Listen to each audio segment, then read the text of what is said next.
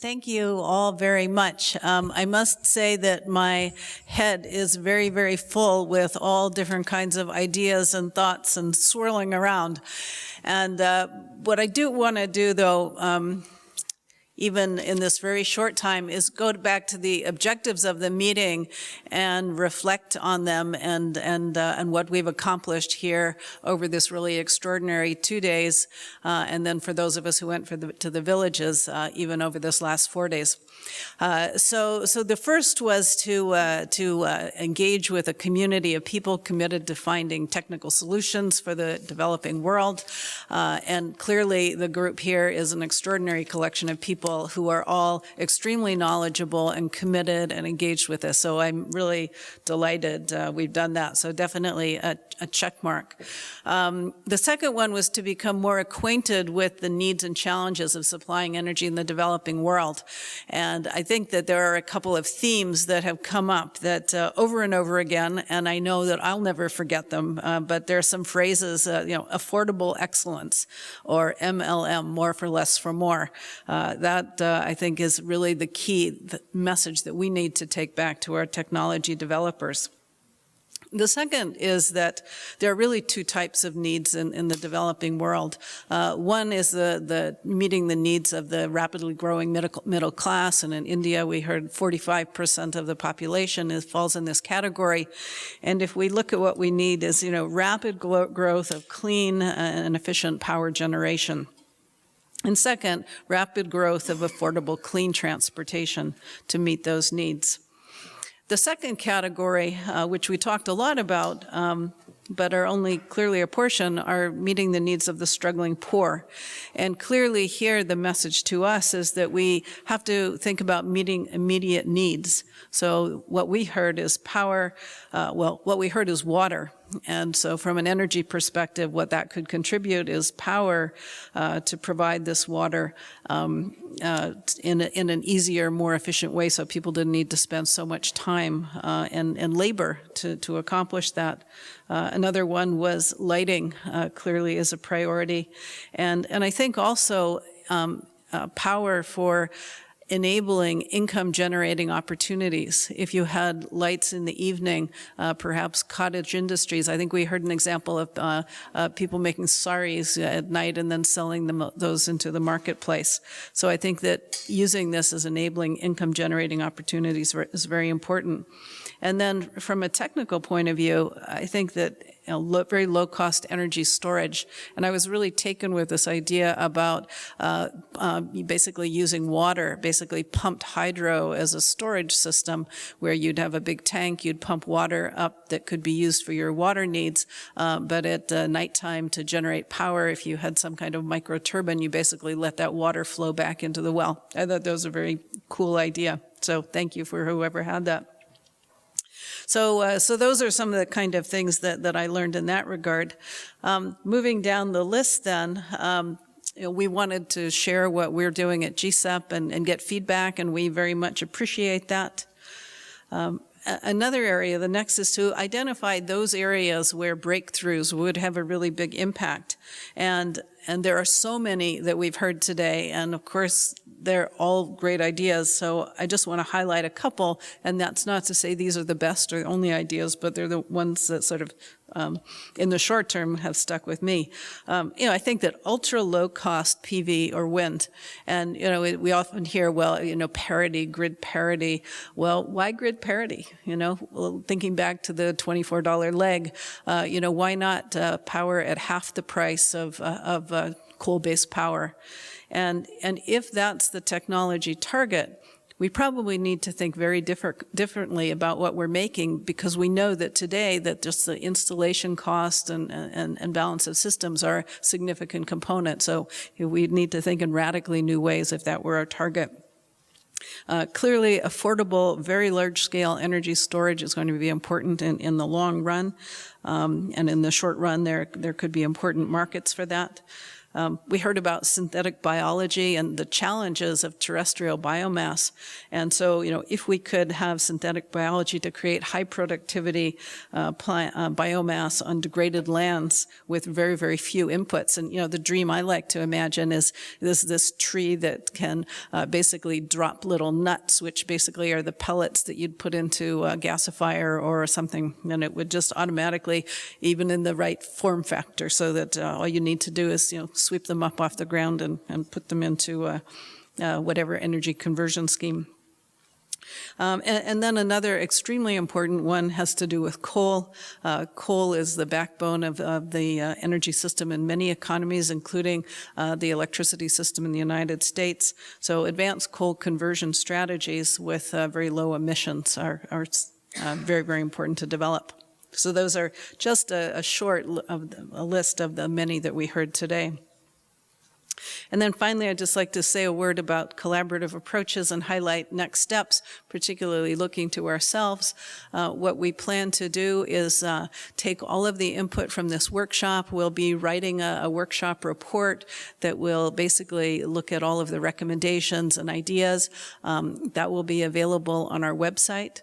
Also, we'll be taking all of the videos. You'll notice there are lots of videos and photos. All of that will be on the website. And all of those of you who made presentations who are willing to have them put up on our website, we would be delighted to do that. Certainly all of the GCEP presentations will be available. So, and then also just next steps. I mean, I hope that you, like I, spend time reflecting on the tremendous amount of information that we've heard today. So with that, that brings me to a very important next step, and that is to provide special thanks for the many people who made this possible. And so, starting with the Reliance Foundation, DP Singh, I believe that you're still here.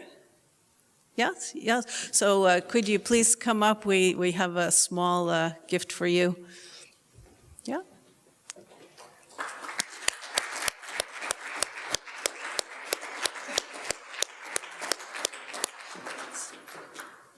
So DP Singh accompanied us on the trip, and I got the pleasure of riding many hours in the car with him, and it was really a tremendous experience. Also, Nishi Dixit and Mavendra Singh, who I believe are not here. That's correct? Yeah. From Reliance Foundation. Okay. All right. So next, we would like to invite Mickey and Pete. I think you are going to come and help with the thanks here. And Dipesh Jain and Kay and Shobha. Yeah, thank you so much.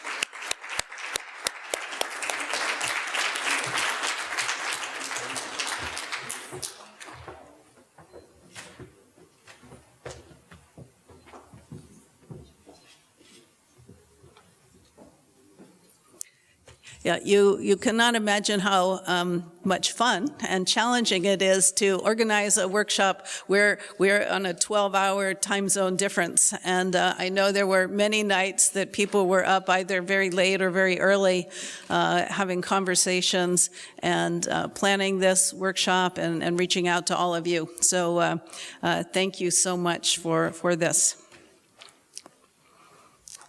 Okay. So now moving on to special thanks to Ajit Sapre from Reliance Industries and all of you who made this very warm welcome here at the Reliance headquarters. This has been a fantastic venue for this workshop. It's been so comfortable and so conducive to the kind of conversation we've had. I like that we're all really sitting around a table, so that worked really, really wonderfully. Also, these meetings only succeed when we have excellent speakers and when we have a very high degree of engagement of the participants. And all of you were fantastic. You've been so giving of your ideas and your time, and we're very, very appreciative of that. And again, for all of us who've been here, actually, I don't think we had any participants. I think everyone was a discussant. I think, this was a very engaged group, so that's just what we want. And then finally, I'd like to move on to the Reliance and GCEP planning teams. And so from Reliance Industries, Pete Hannock, if you could come up, that would be great. Yeah.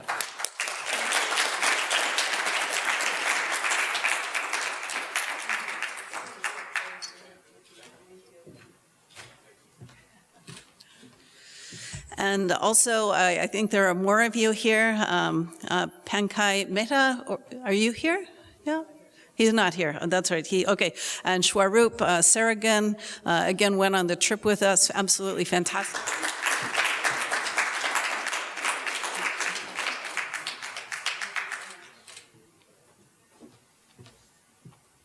Okay. And then Love Saran, thank you so much.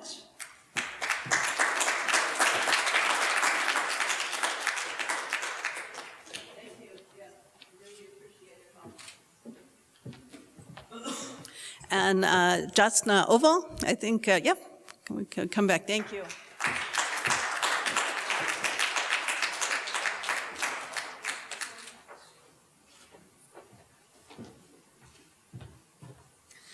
Okay, so we really are so appreciative.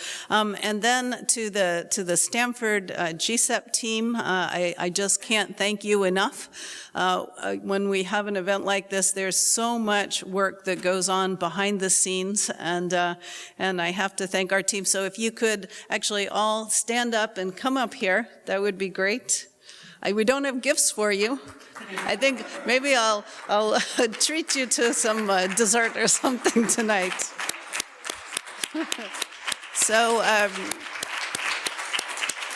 and is Harishi here? Where's Harishi? No? Oh my goodness. Okay, anyway, Richard Sassoon, Lee Johnson, and Mickey Yu. We couldn't have done this without you, and thank you so much for making all of this possible. So.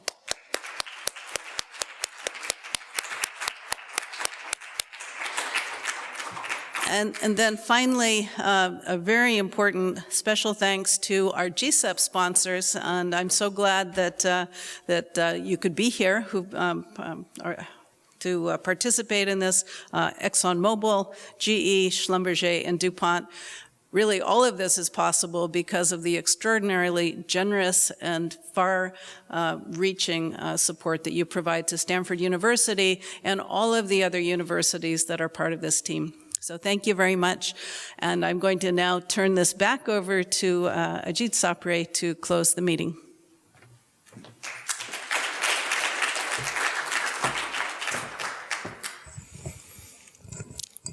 Yeah, thank you, Sally.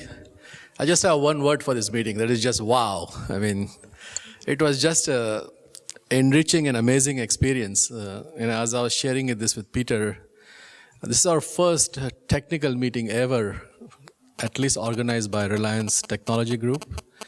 So for us, this was like a new venture, if you will. We even didn't know where to begin and how to do it. I think you taught us a lot. I think you taught us how to do such things. I'm sure we did not do many things right, probably, but probably we'll learn out of this so that we can do it better next time.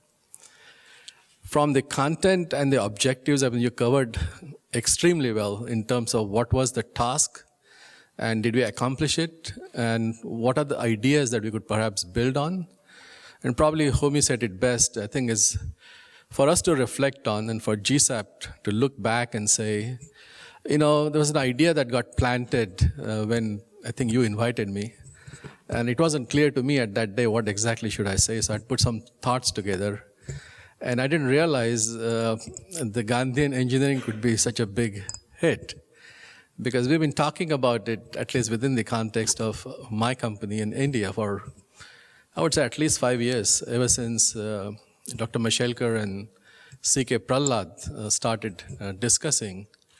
In fact, C.K. wrote a book on this sort of an idea.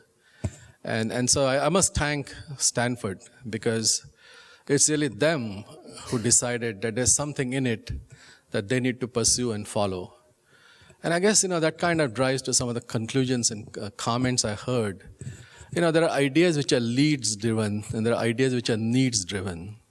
And I think what we heard yesterday was a lot about needs-driven. And a lot of the things that I think some of my colleagues reflected on, the research that gets done is that leads-driven. And at the same, somewhere at the end, the leads and the needs, when they interact, that's when you create something really beautiful, something very valuable, something that can move the society, that can change the way we do things.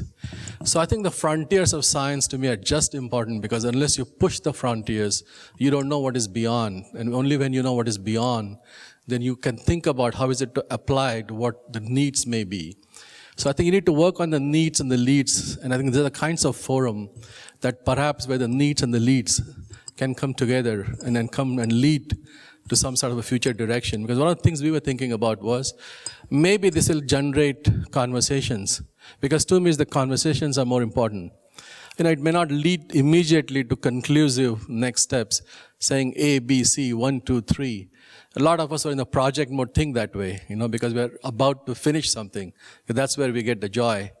But I think for the kinds of problem we need to solve, if we make a big societal impact, is the leads and the needs have to merge and come together.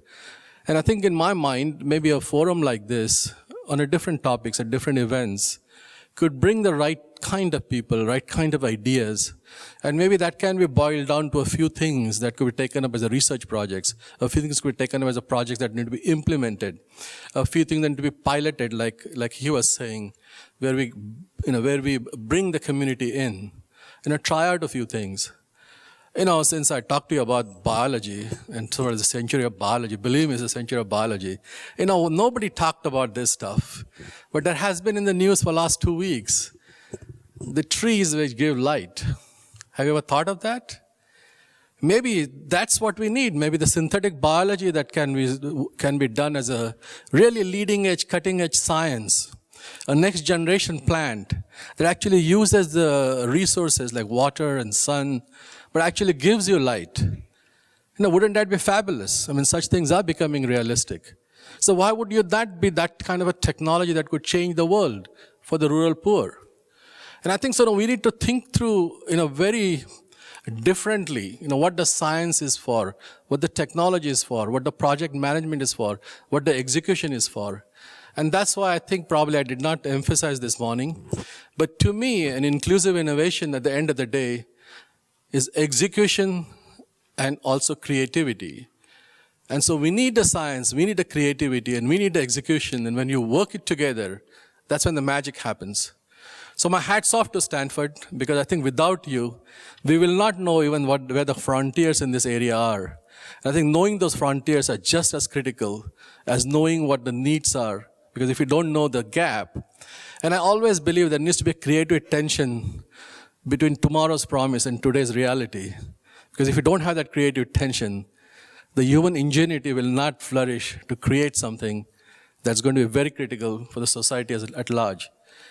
So I think, to me, this was just an enriching experience. It was just fabulous. I never expected this. And to be honest with you, I didn't know anything about this workshop until yesterday when I showed up at 9:30. Because, everything was done by the Reliance team and the Stanford team. So I would like to compliment, and I would like to have this team stand up again. And let's give them a big round of applause.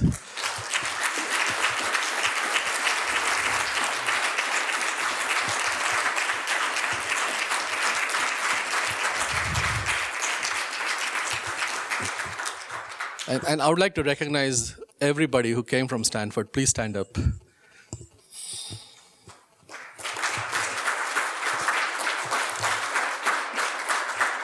I think we need to recognize that they came crossing 7 seas just to be with us and give us a few glimpses of what they're working on. And I think this is what actually would make whole variety of collaborations possible. I think, DuPont, we heard about the way in which they're thinking about. GE also had a similar approach. It's something for us in Reliance to think through and say, how do we leverage this knowledge? How do we leverage this energy? How do we leverage this creativity which is out there? And, think outside in, not just inside out. So with that, I want to thank everybody because everyone participated. And actually, to me, it was really remarkable because the first time I saw a meeting where everybody participated and everybody at this table was equal, which is very unusual because in most cases, our culture is somewhat differential. We look at someone else to give us direction or someone else to tell us something. And to me, hats off to every one of you. I really encourage the same spirit and same sort of a courage to open up, speak up your mind. And when you have these conversations, that's only when I think we can create something that's going to make the change. So at the end of the day, we have to change the world. And this is the beginning for changing the world. So thanks again.